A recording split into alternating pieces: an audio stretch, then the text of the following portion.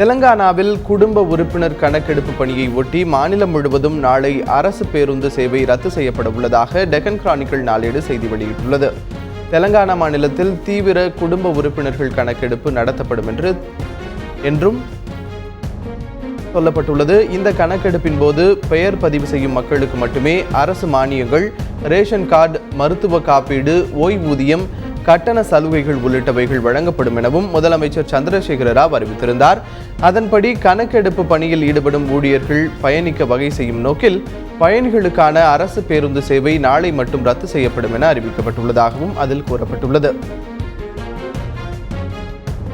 சட்டப்பேரவை தேர்தல்களை ஒட்டி சொந்தமாக ஊடகங்களை வாங்க பாஜக திட்டமிட்டுள்ளதாக தி எக்கனாமிக்ஸ் டைம்ஸ் நாளேடு செய்தி வெளியிட்டுள்ளது.